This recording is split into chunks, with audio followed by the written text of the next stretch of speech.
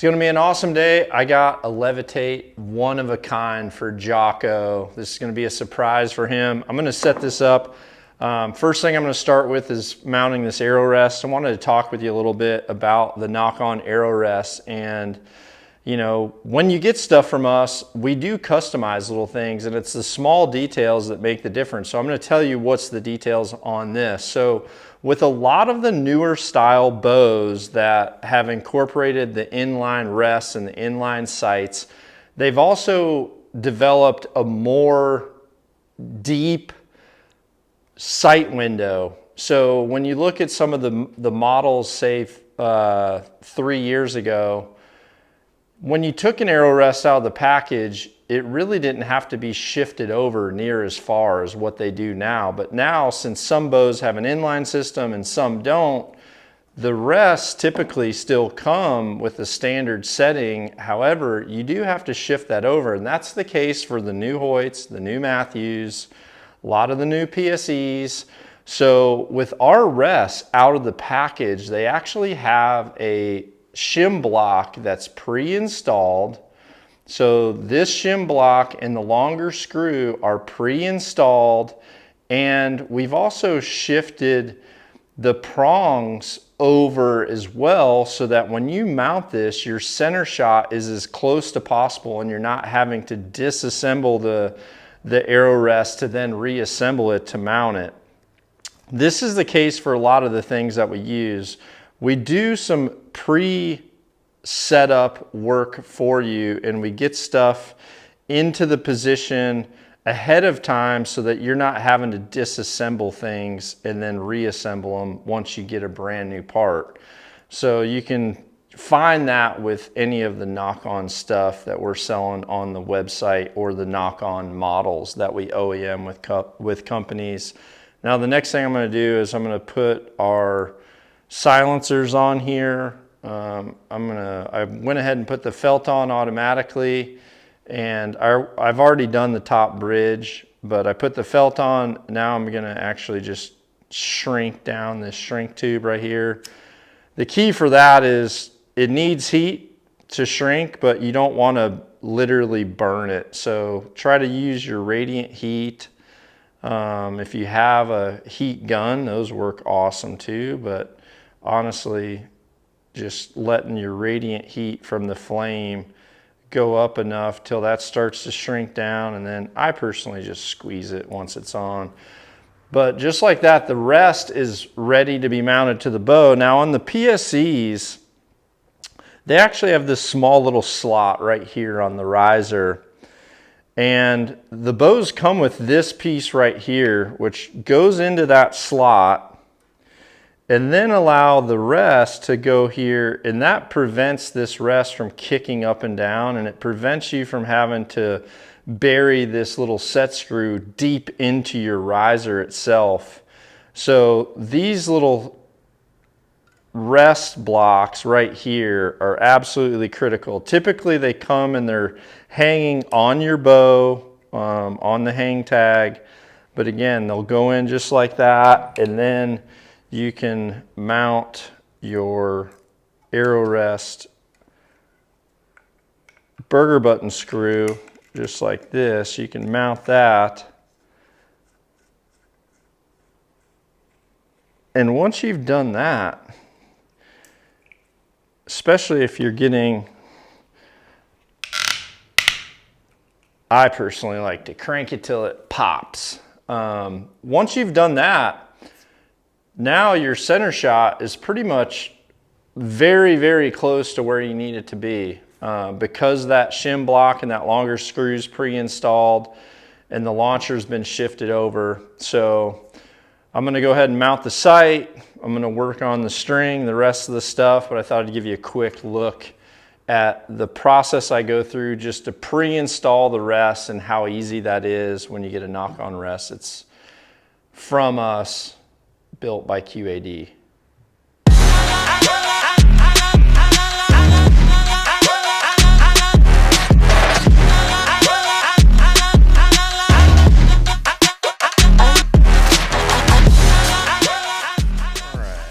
mounting a quiver, it's easy. I just take the quiver off, mount this bracket first. And one of the things I will say, the industry as a whole has really gone towards the inline accessories, and there's some pros, but also some cons to that system.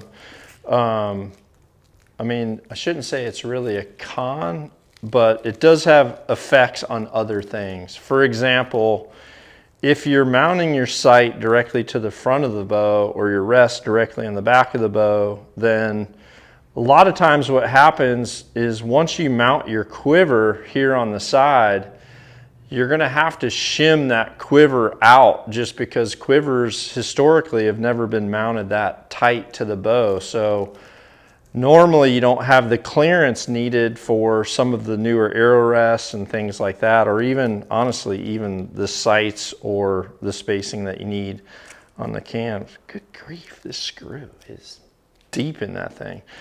All right, so once I've done that, I'll mount, I actually, on these spot hogs, I actually mount this quiver block to this front screw that's right here.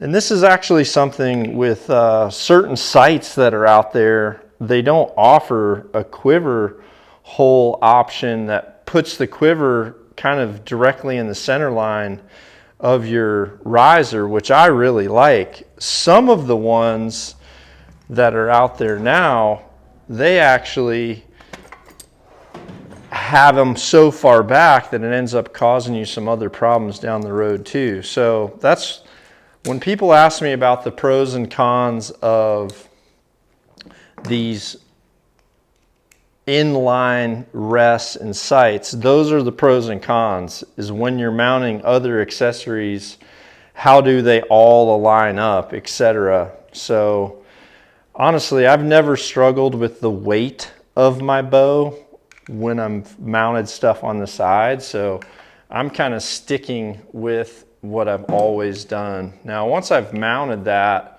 I mount it as far forward as my sight allows me to. That way my back arrow is just slightly behind my string, is where I personally like it, because I can grab it without interfering with my string.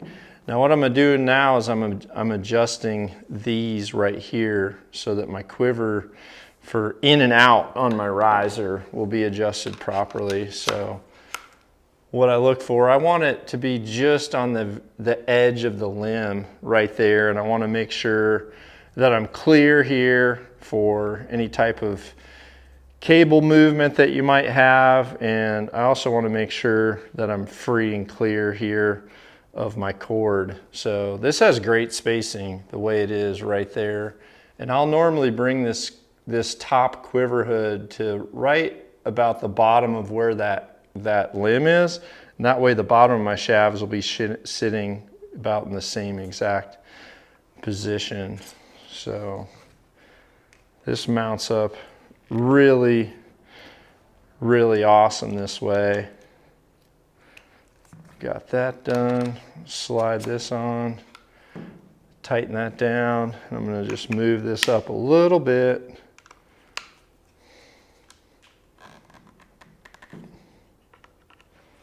And then ideally it's in just the perfect spot right there.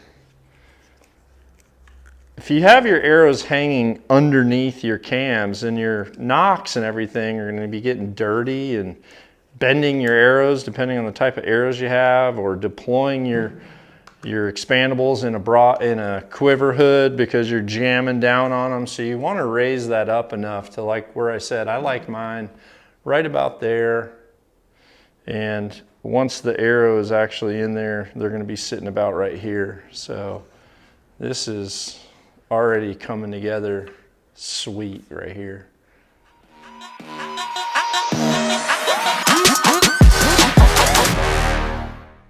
Now, one of the things that I check when I first mount my rest is I'm going to check the up and down height out of the package. And on this Levitate, the bottom of that C is actually in the perfect place to align with the bottom of your shaft. So you're going to want to move that rest up, before you've tied your knocks and your loops and all that, get it into a preset position.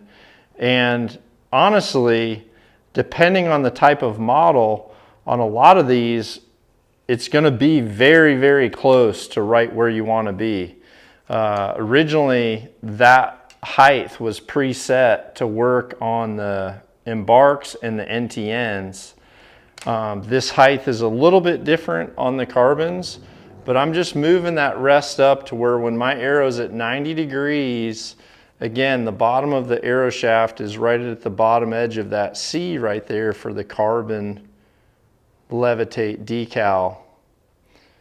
And what that's going to do is that's going to give you broadhead clearance underneath your arrow. Make sure you have enough broadhead clearance for your blade. It also is going to make sure that that broadhead clearance from your front finger is set correctly as well. Some people make the mistake of mounting their arrow rest, getting their arrow at 90 degrees, tying their knock points, and then adjusting the rest in order for it to become level.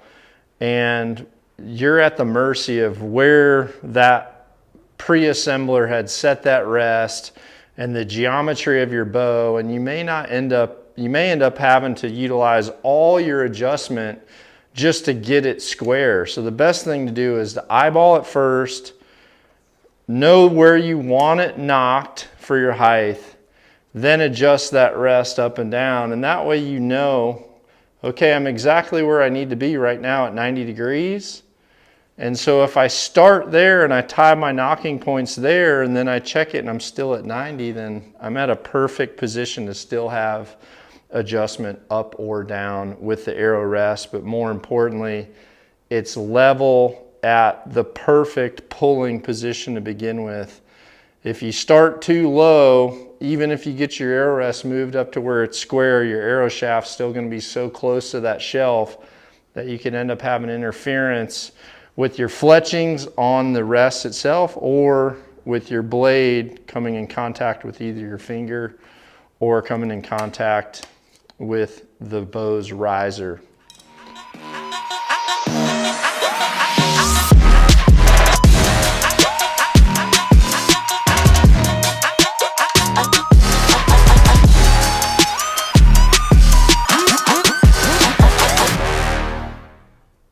Arguably one of the most dangerous things I do right here is attempt to remove a serving with a Montana knife. That, a Triumph and a string are arch enemies, but I was able to do it without cutting it. One of the things I do as a protocol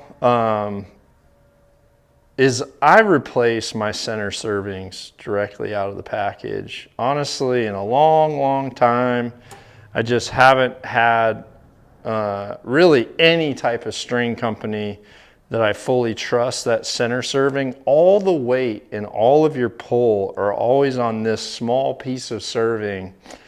And honestly, what happens is, even though they're being made properly in a lot of the factories, and especially the bow companies, you know, even though they're being made properly there, once they get into that UPS truck or FedEx truck and they're in the heat and they're in transit and they're in the hot and they're in the cold, that's really the first thing that string, which is a synthetic material, it's the first time that that's actually been in the climate of that hot and cold. The humidity changes, and what happens is, as it's been under that weight too, everything slowly starts to tighten and settle. And honestly, like all those strands, I talk about them kind of being all twisted together like that. And as the wax starts to come out and as they start to settle, they start to really interlock, in the material that's the color in the wax starts to squirt out all those things, and it just becomes tighter and tighter, and truthfully it becomes a more stable product. But it takes that settling in for that to happen. And one of the things, as that gets tighter and tighter and tighter and the wax starts to come out, one of the things that happens is those servings can start to become a little bit looser. The center serving, because it's holding so much pressure, that's the one that you typically start to really notice the downsides if it moves, because your knocking point normally starts to get pulled up because you're pulling from here, your hand's here, so you're not like pulling a rubber band evenly from equal positions. One is a lower position, which is where your hand's holding your handle. Then you're pulling from an elevated position, so it's really wanting to do this. Your center serving is wanting to pull and slide up.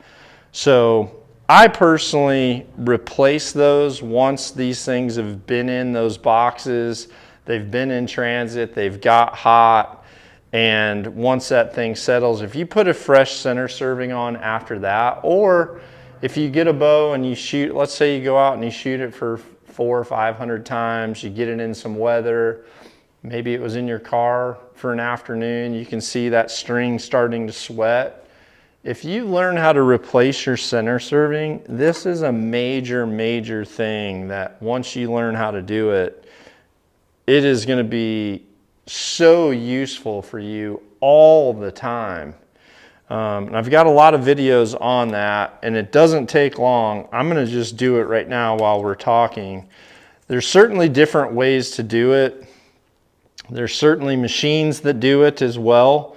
I'm personally not a machine usage type person for this process. When I have a bow that's in a press, I'm not going to fully take this string off because right now it's under the load that I am going to have this bow under all the time as I shoot it, and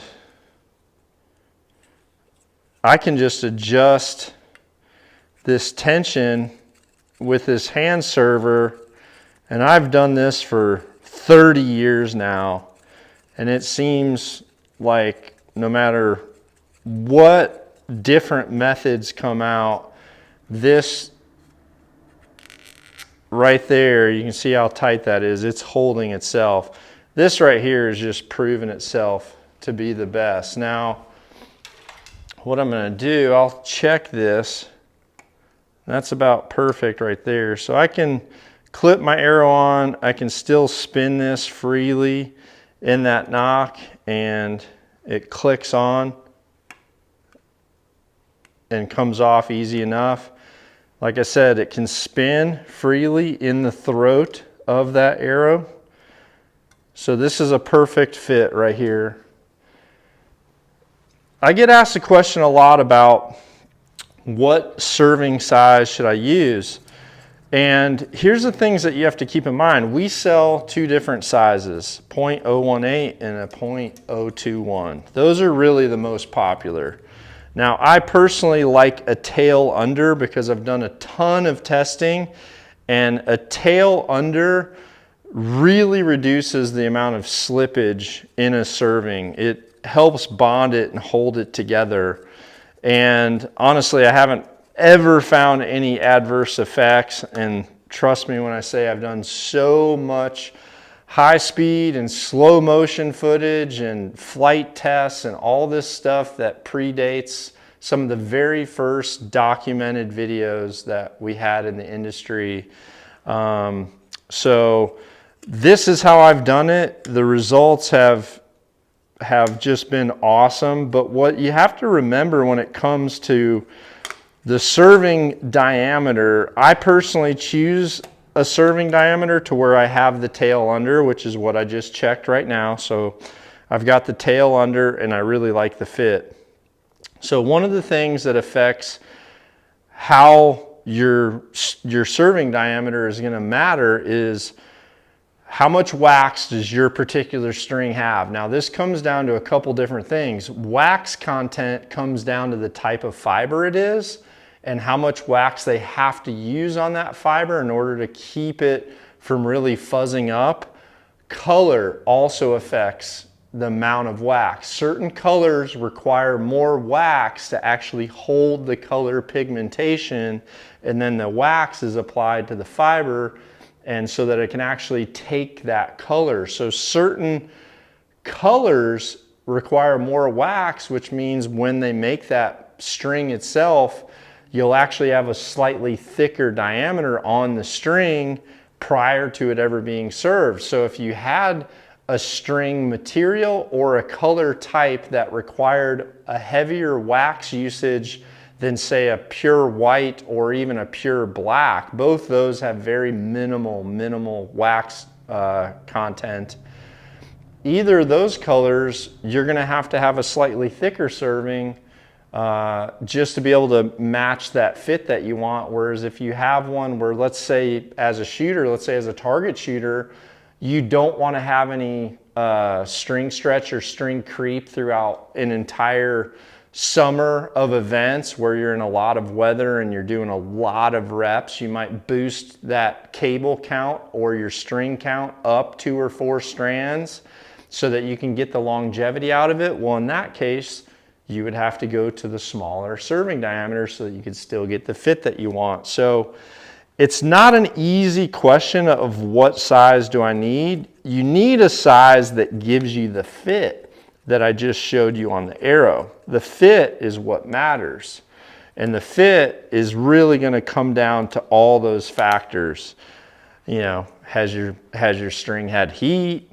What color is it? What material is it? What strand count did you go with? How much pressure that string is under when it first gets built to where it's truly settled in or not, or, you know, does it still have quite a bit of settling to do? I mean, all those are questions that are kind of loaded when I get a DM that says, what serving size should I have? I just know for the cost of these spools, honestly, every bow press should have a .021 and a .018. You should have both of them on the ready. It's gonna make your personal bow setup and dojo more complete too, especially if you preload those on a serving jig like this, to where you just could try one, and if all of a sudden it's too loose, you just go to the .021, you go to the thicker one, and it's already ready to go. That's something that I do all the time, and this is a perfect serving here. This is a brand new build that I'm doing for Jocko. He doesn't know about it yet, but I just know that this bow has had some heat. I've let it settle in. Now I've redone this serving, and honestly, he's gonna get a full season out of this thing easily and not have to redo his knocking points, his D-loop, or his center serving, just simply because it was done prior to the setup. So that's my protocol, and I think it'll help you too. And hopefully I've answered a few of your questions on what serving size should I use. Tying knocking points today, one of the things that I do as a protocol is I'll get my arrow at 90 degrees to start with, and I'll start tying my top knock. So I've actually done 3 ties here. It's enough to hold it, and that way I can take it out of the press and I can look at it and make sure that I'm at 90 degrees.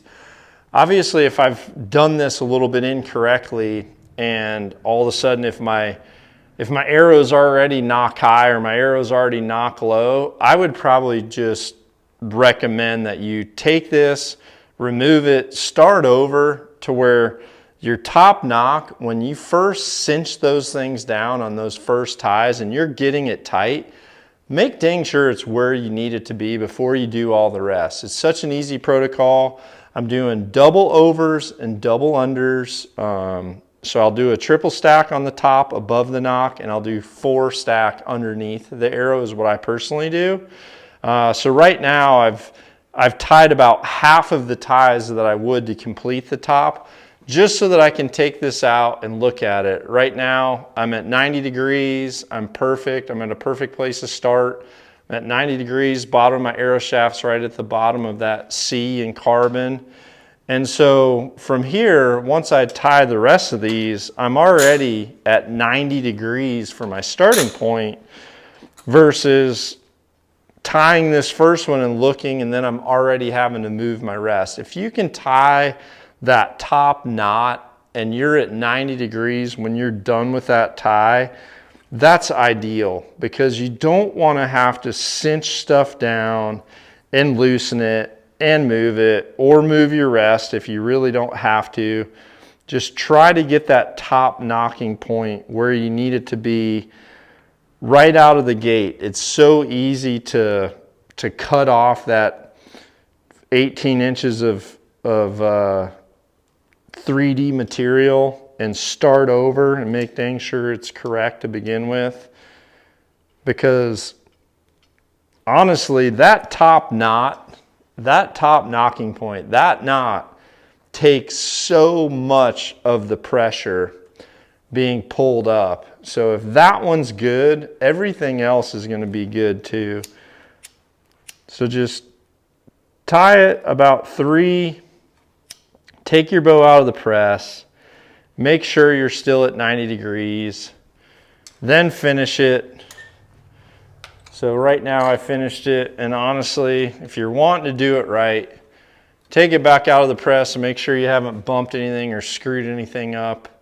Because right here, I know I've done it right. It's as tight as I can tie it. I'm not gonna have to move my rest. I'm not gonna have to redo any of those knots or try to slide it or twist it. It's 100% secured in the right position to start. And honestly, that is the building block for the bottom and the D loop. And then honestly, holding that properly so that your peep is also coming back to the perfect place. I've got my top knot tied, my top knocking point, and now I'm gonna do the bottom. So one of the questions always is, how much spacing do I need between my bottom knocking point and the bottom of my arrow knock? Because if it's too tight, when you pull back, it'll lift that arrow off the rest. You definitely don't want that. If it's too loose, then you'll be able to move that knock up or down a few mil on your string, and you really don't want that either, because that's going to be highs and lows downrange, and those highs and lows can change depending on how steep you're aiming and how much pressure you actually have on that arrow to where it might kick to a different place in that spacing. So what I do, I've got my top one tied.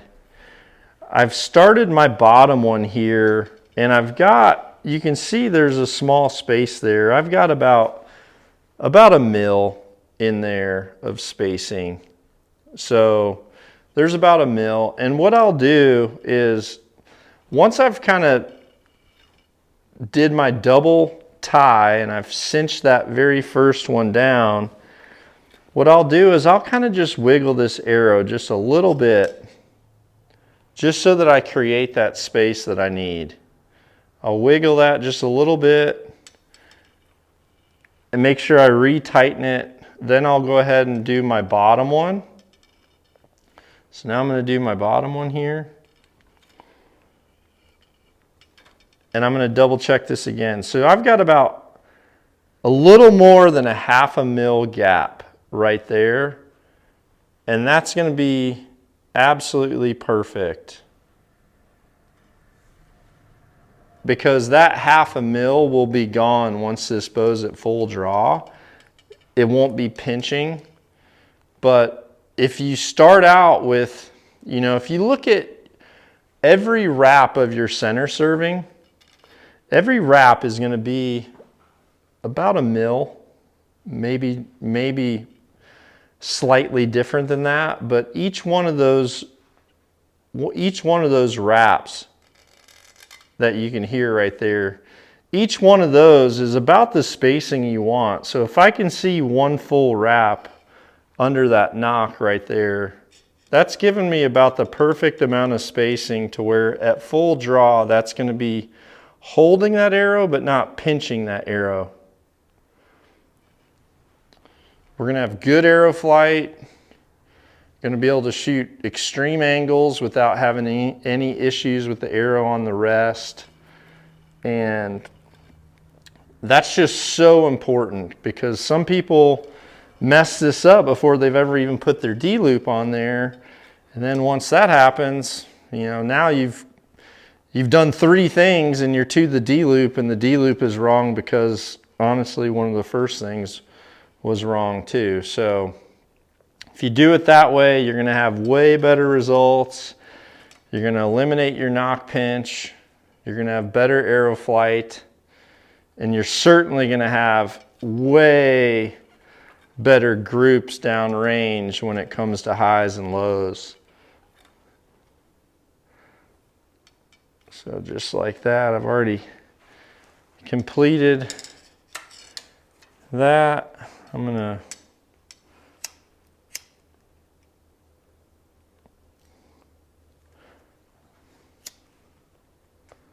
burn that all the way down. So now you can see when this is here, I've got just a little bit of movement, which will be perfect once I'm at full draw because it'll take that out, hold that arrow perfectly, but it also won't be too big to where that spacing is moving when I'm at full draw. I'm going to tie a D-loop on right now, and I want to talk about why I tie the D-loops the way that I tie them. And the way that I tie them is I'll cut a little bit longer piece of D-loop material than normal.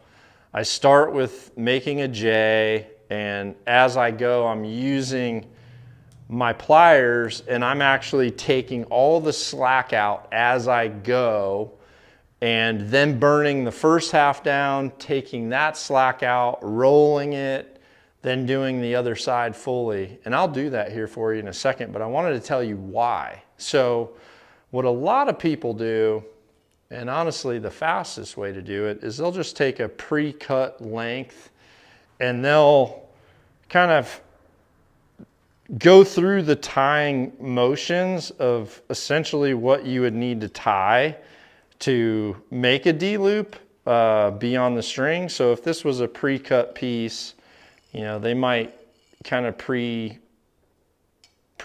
it to where more or less it looks like this. Then they'll get a pair of NOCK pliers and they'll just take all the slack out of that. But it's loose to begin with, and what happens is with these NOCK pliers and the D-loops, what happens is when you use a pre-cut piece of D-loop and you just put it on there like that and cinch it into place, what gets the tightest is the inside part of the knot, but not the outside part. And that's the part that as you start to move your loop around, that becomes loose.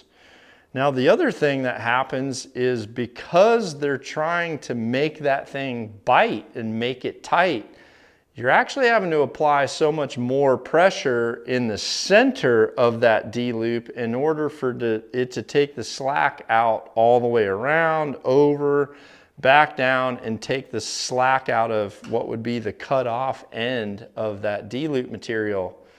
When you're having to put that much pressure in the center in order for that to happen, and you're putting so much pressure on the center part of the loop here, you'll start to separate your serving more intensely, and you kind of prematurely cause separation in the serving because you've literally crimped that D-loop, which was pre-cut in a lot of cases.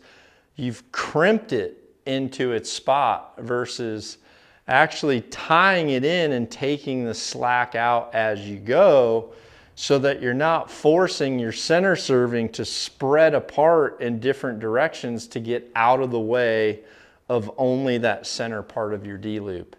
So if you take a full length piece first, go through the protocol that I teach, what's happening is you'll be able to take all the slack out of that outside by the way I show you.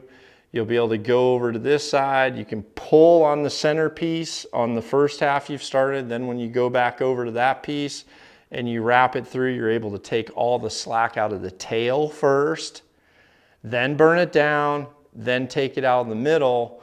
So you're really spending equal amount of time taking the slack out of the ends versus trying to only take the slack out of the ends by double or triple the pressure in the center. This is going to prevent your serving from slipping. And when you do this on a brand new bow, trust me when I say pre-cut D-loops with just full pressure to crimp them on is going to absolutely cause serving separation, especially if it's a serving that's never been replaced. That thing's been in a UPS truck for the first time and getting hot and the wax is starting to come out. So take a little bit extra time and do your D-loops the way that I teach you to, so that here in this case right now, you can see I'm able to squeeze this properly. I'm able to grab what's going to be the cutoff end of that D-loop, and I'm able to roll it and squeeze it. And I still haven't even put pressure on this center part yet, but you can see just by doing that, it's already holding that string much better. And I haven't had to put on so much pressure that I've caused separation. So right here, I've got this squeezed. All this slack has been pulled out. I've got it pointing straight up and down now. So I'm going to go ahead and trim that. Point it straight up and down.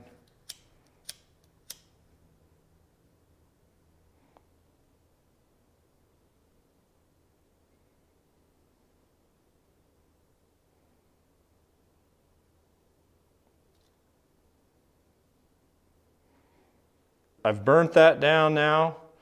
Now I can grab this long tab and I can pull some of that slack out of the middle.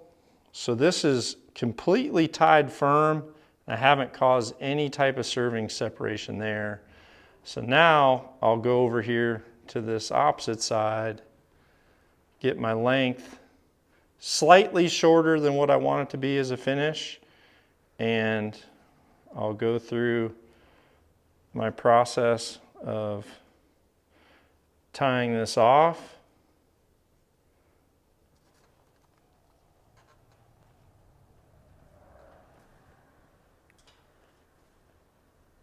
And now I can squeeze this, grab this tail end close, and I'll be able to just roll this, and you can see right there how much slack just came out. And that slack is coming from the outside part, which normally you're just not going to get it all out of there. So I'm able to squeeze that, grab close, roll. You can see right there is all the slack that came out of that outside once again. Squeeze that tight, grab it close, roll. You can see that's come out of there. So now I can actually, you can see how much slack, right there is the slack that's come out. So now I can cut that.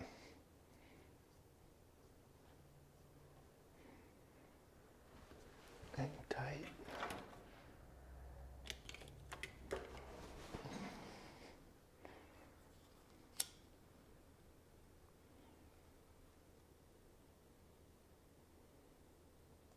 And burn that down.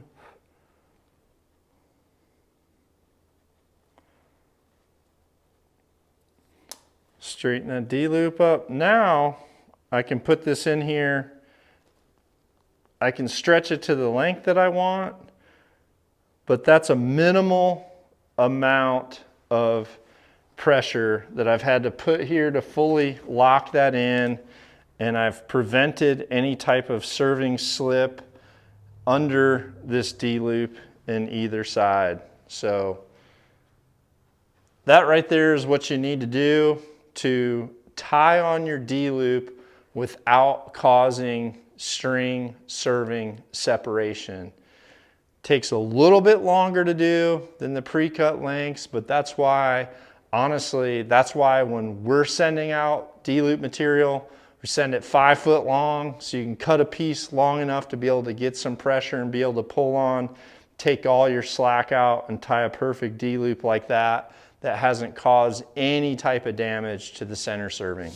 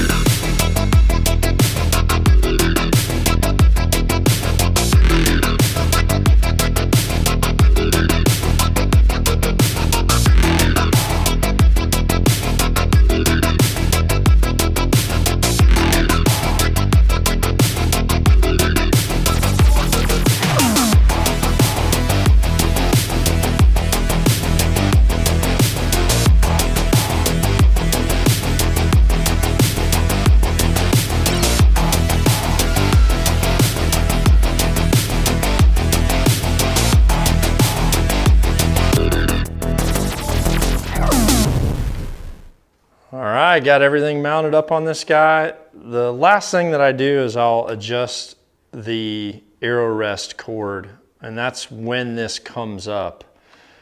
So on the QAD rests, what you want to do is you want to make sure your draw lengths are adjusted to exactly where you need them to be. Then what I'll do is I'll feed them through the cable, or if you have to either tie it into the cable or if you have to use the clamp that's provided. Now for the bows that I've been doing, I actually custom tailor the serving for the cable to stop right at a position to where you can feed this through and it's going to already be tied there for you. You're just going to have to only tie the knot in the cord. So I'll give it a little bit of slack and I'll move my rest into the up position. And when it's in the up position, the line that's on this little piece of rubber right here on the lever arm, that line is going to actually be right above this line. But what you want is you want this to where when you draw this bow back and you get to the last inch or so of full draw, you want this to where these lines now become parallel. But you don't want it to happen too soon. You don't want it halfway through your draw cycle, it's already pegging out, because that's going to have too much pressure on there. But you also don't want it to where you're just barely coming into that wall of your cam and then it's only then aligning it.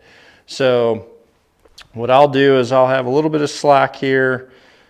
I won't tie this off for the very first time and I'll just pull this back. So right there, it's now even. That was actually perfect. That came perfect. So about that last 1.5 inches of my draw cycle, those two lined up. So now that I've pulled it back without a knot tied here and it did that, now what I'm going to do is, because it pretty much told me exactly where you want it to be, so now what I'll do is I'll pull this out just a little bit. And you can see right where that wax is, that's the perfect place because that's where it naturally did it on its own. So I'm going to try to tie this knot to where it lines right up with where that thing had been sitting in that wax when I came to full draw prior. And I'll tie that tight, make sure my knot is up against that serving tightly like that. Okay, so that's tight. So now what I'll do is I'll put this in a position and I'm going to pull this back.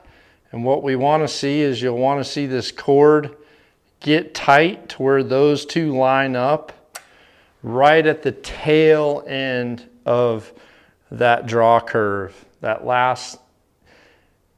Honestly, that last inch or 2 inches of draw length max. Okay, if it's too late, your rest won't go down and then you'll end up shooting through the rest if you tie it off where it's not enough slack taken out.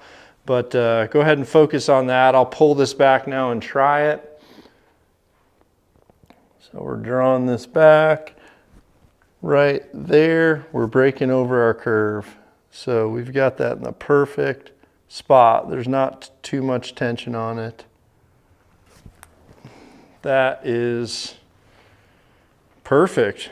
Now it's up to you whether you want to trim that little bit of slack off that cable there or just tie a double knot, kind of leave it out of the way. It's really up to you, but I'm ready to paper tune this bad boy. It's looking good.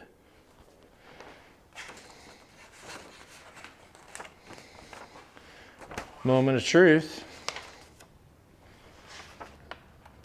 This is what I do with when you sign up for car insurance and you get that pamphlet every year that's that thick of like your policy. That's what I shoot all my bows through. My policy papers. All right, a moment of truth. Let's see.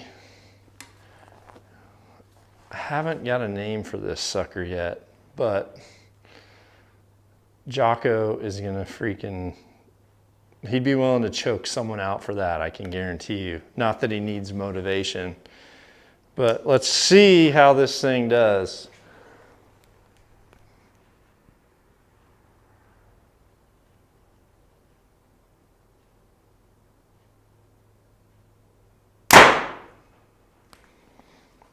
That is very nice.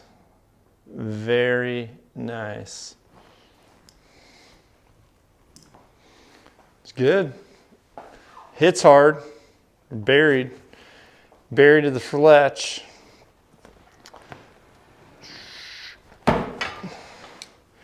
Jocko shoots FMJs with brass. He'll shoot the knock on pre-fletch. He always goes with all white. He shoots a 300 with 50 grains of brass, 100 in the front, and it hits like hard. But that is an awesome place to start.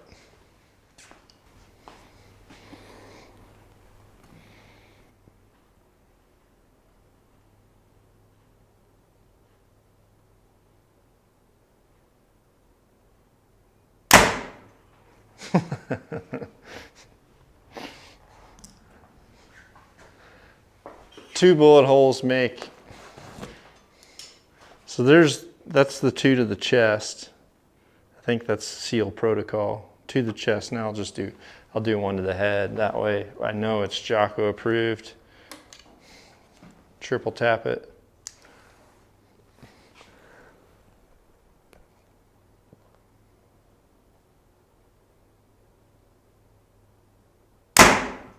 There we go.